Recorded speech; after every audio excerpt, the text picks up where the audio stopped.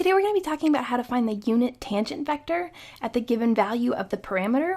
And in this particular problem, we've been given the vector equation r of t, where the vector is r, and r is given to us in terms of the parameter t, which is equal to cosine of t times I plus 3t times j plus 2 times sine of 2t times k.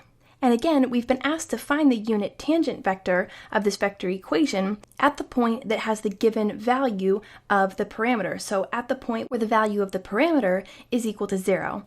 Now, as a reminder, I've written the formula that we're going to use for the unit tangent vector. Remember that the unit tangent vector, for now, we'll just say it's a vector that's going to be tangent to our curve in space. And it's called the unit tangent vector because it's only 1 unit long, just like a unit vector. We're going to be using this unit tangent vector a lot later when it comes to finding things like curvature and some other values in vector calculus, so it's important that we know how to calculate a unit tangent vector. Notice that our formula gives us capital T of t. So capital T is going to be the unit tangent vector at this parameter value. So the value we're going to end up calculating is capital T of 0, which means the unit tangent vector to this curve at the parameter value t equals 0. If we take a look at the right-hand side of our formula, what we see is r prime of t, meaning the derivative of our vector equation, r of t. So we're going to need to take the derivative, and then we're going to need to evaluate the derivative at the parameter value t equals 0 so that we can get r prime of 0. So let's go ahead and do that. We'll get r prime of t, and we're going to be taking the derivative of our vector equation. Remember that when we do that, we're really only interested in the derivative with respect to t, so that we're taking the derivative of the coefficients on our I, j, and k values. So in other words here, the coefficient on our I value is cosine of t. The derivative of cosine of t is negative sine of t. So we do negative sine of t, and we multiply that by I. I is just going to stay right where it is. We only need to take the derivative of this cosine of t value. The coefficient on our j value is 3t. The derivative of 3t with respect to t is just 3, so we're going to end up with plus 3j. The j just stays right where it is. The derivative of 3t is 3, so we get 3j. And then here for 2 sine of 2t, taking the derivative of that with respect to t, the derivative of sine is cosine, so we're going to end up here with 2 cosine of 2t. But then remember that according to chain rule, we need to multiply our result here by the derivative of our inside function. The derivative of 2t right here is 2, so we need to multiply by 2, and our k is going to stay right where it is.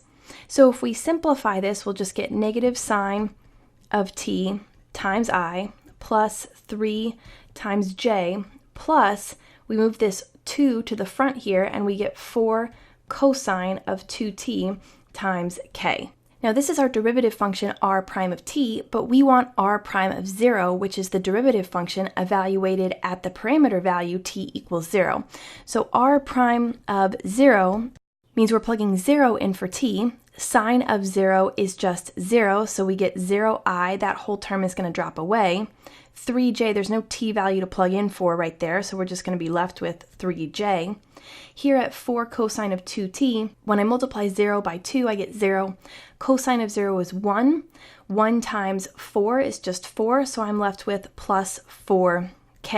So this is 3j plus 4k is my derivative equation evaluated at the parameter value t equals 0. And this is what I'm going to be plugging in for r prime of t into my numerator here. So let's go ahead and start writing out the equation of our unit tangent vector. We're going to say capital T of the parameter value 0 is equal to, I'm going to plug 3j plus 4k right there into my numerator. And then in my denominator, I have the same thing except that I need to take the magnitude of r prime of t, or r prime of 0.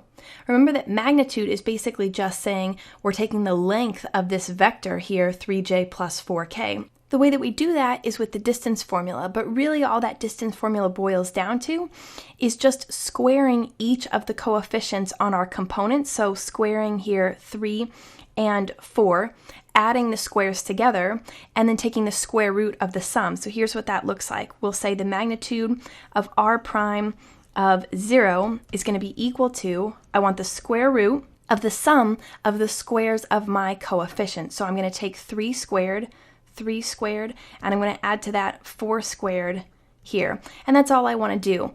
If I had an I component here, for example, if I had 2i plus 3j plus 4k, then inside of my square root sign here, I'd have 2 squared plus 3 squared plus 4 squared. So now when I simplify this, I get the square root of 9 plus 16, which is the same thing as the square root of 25.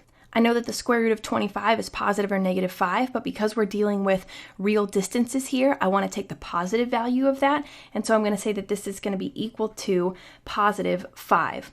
So I'm going to plug positive 5 into my denominator here for my unit tangent vector equation. Now all I need to do is just distribute this 5 across these components. I don't want to leave it in this form because this isn't the best form for my final answer. My final answer for the unit tangent vector will be capital T of 0 is equal to, now distributing the 1/5 here, 3/5 times j plus 4/5 times k. So we just want to distribute that and have a clean coefficient on both of our j and k components here. That's the best form for our final answer, and that's how you find the unit tangent vector of a vector function at the given value of the parameter.